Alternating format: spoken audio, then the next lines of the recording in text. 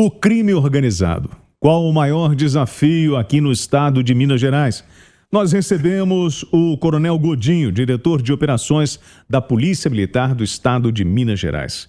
Qual é o maior desafio, Godinho, para a gente poder neutralizar a ação do crime organizado dentro do estado de Minas Gerais? Isso é possível? William, sim. É possível com uma polícia que trabalha com informação de inteligência, com tecnologia e com todos os órgãos integrados. Por quê? O crime organizado, ele não depende de uma única instituição.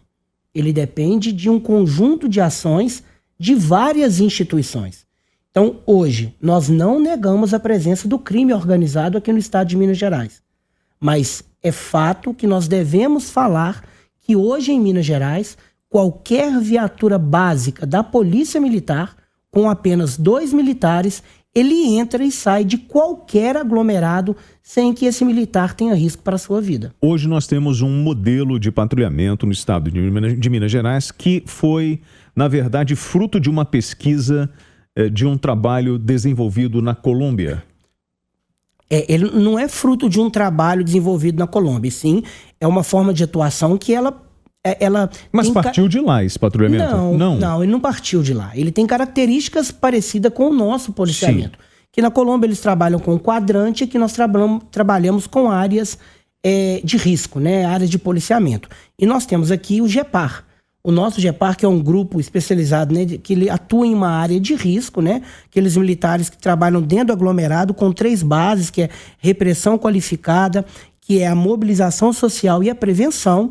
Ele trabalha com aquela equipe fixa naquele local, dentro daquela área onde tem um índice criminal alto, ele permanece ali e a gente tem ótimos resultados nesses aglomerados. Hoje nós temos 61 GEPAR em 61 aglomerados do estado de Minas Gerais. Bom, o senhor falou sobre o crime organizado dentro, por exemplo, dos aglomerados. Existe uma diferença brutal entre o estado de Minas Gerais e outros estados como Rio e São Paulo. Você tem aqui a formação de gangues, mas não de uma grande organização criminosa, apesar da tentativa, né, de implantar aqui o sistema que acontece em São Paulo, o PCC, nas cidades, por exemplo, de Uberaba, Uberlândia, nas cidades do sul de Minas. Você tem o Comando Vermelho tentando a região de Juiz de Fora, mas, por exemplo, em específico aqui em Belo Horizonte, são as gangues, e essas gangues hoje estão sob controle? Sim, nós atuamos dentro desse aglomerado e nós monitoramos todas essas gangues que cometem crimes. Nós tivemos recentemente uma troca de tiro em aglomerados, né? Essas pessoas, elas vão ser monitoradas, vão ser buscadas, inclusive, as quadrilhas que cometeram isso, essas gangues, para que a gente consiga colocar essas pessoas na cadeia, ou então para que a Polícia Civil possa fazer toda a sua investigação. Nós monitoramos todas as pessoas que são os possíveis líderes e integrantes de cada organização. Nós tivemos, há meses atrás, a ocupação do aglomerado do Cabana, em que inclusive tinha muros pichados com determinadas siglas de facções. E, assim, do Rio de Janeiro, povo de Israel. Isso, nós ocupamos lá, permanecemos lá e voltaremos a fazer grandes operações em aglomerados. Isso é feito com força-tarefa que a gente tem feito. Como também, William, a gente ocupou e até hoje está acontecendo, em Teoflotone, uma guerra que está acontecendo lá do crime de gangues, em que nós mandamos viaturas da Rotam, do Batalhão de Choque, que são forças especializadas para suplementar esse policiamento lá naquela região. Então a gente monitora todas essas gangues com o trabalho de inteligência, que o nosso trabalho de inteligência ele é muito forte.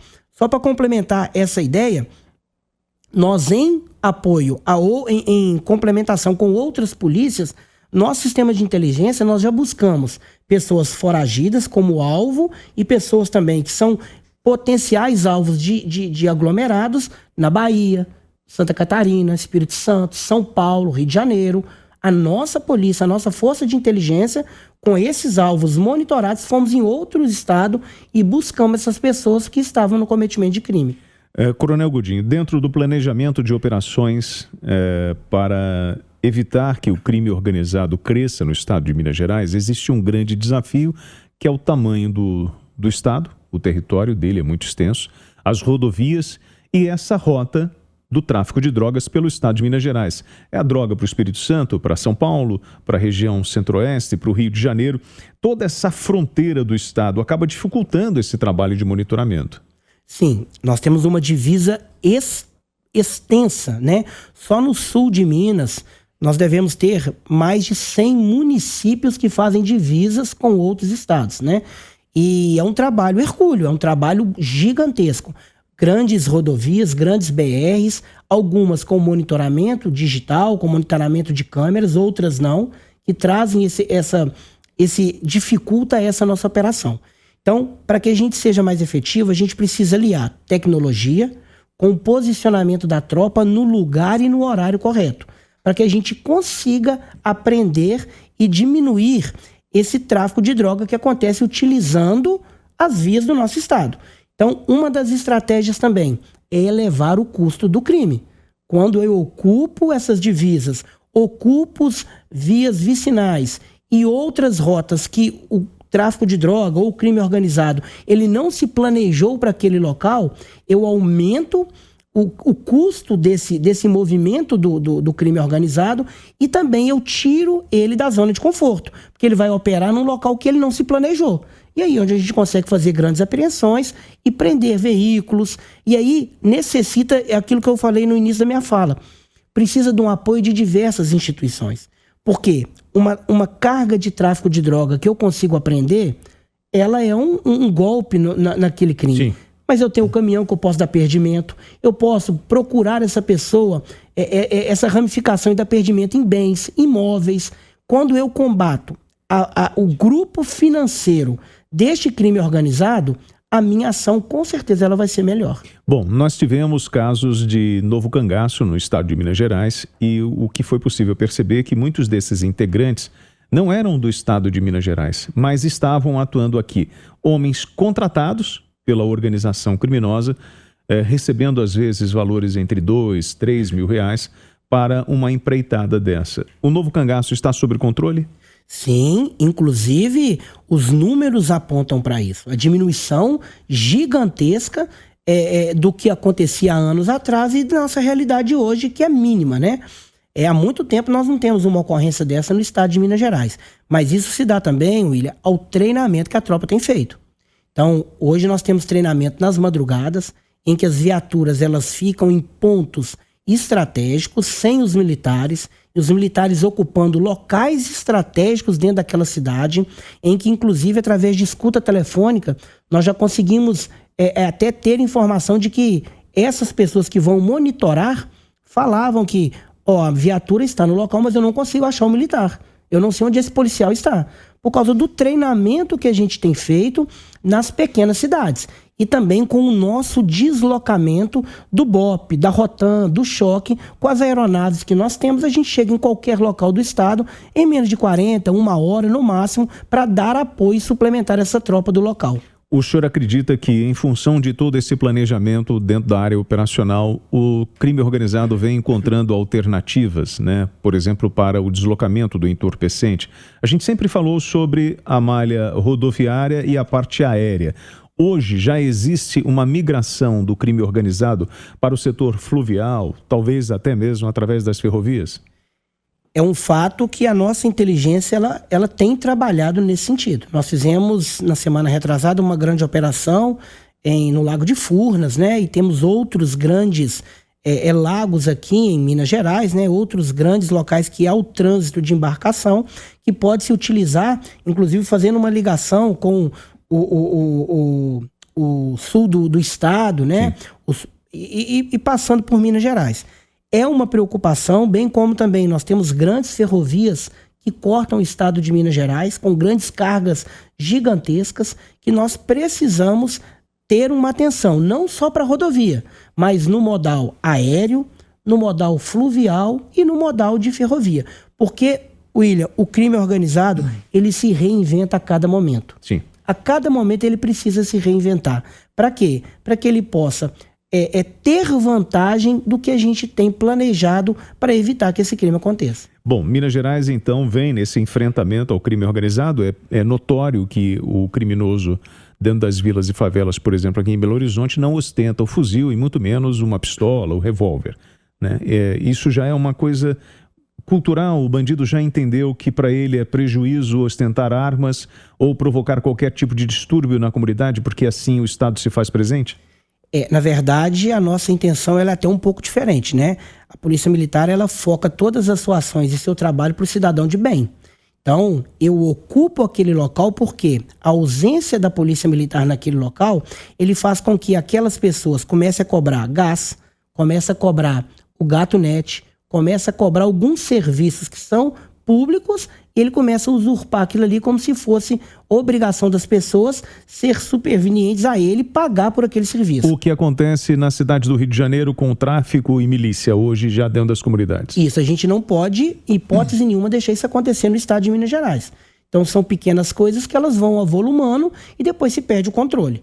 Então, por isso, a gente ocupa esses aglomerados, faz policiamento, entrada, saída de aglomerados, e aqui nós não temos um histórico de apreensões grandes com fuzil, porque onde se tem um fuzil há uma ideia de territorialismo, de tomada de local.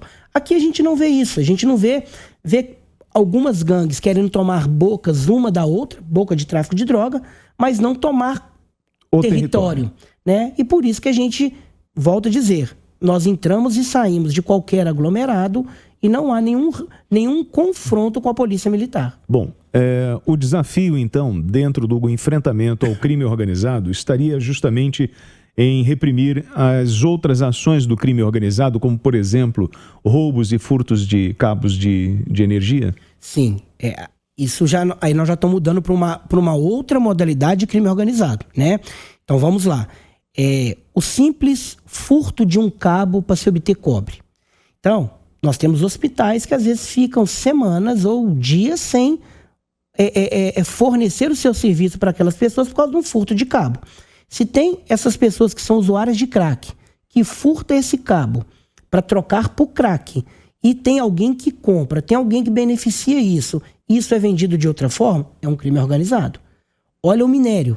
Se tem alguém que furta minério para beneficiar minério, e estou falando para fazer um beneficiamento do minério, não é qualquer esquina que consegue fazer isso. E são as mineradoras clandestinas que transportam esse material durante a noite e a madrugada, onde você tem menos fiscalização. Exatamente. E consegue ainda furtar dentro de algumas mineradoras e vender esse produto. Então, olha uma outra modalidade de crime organizado que a gente precisa combater. Por quê?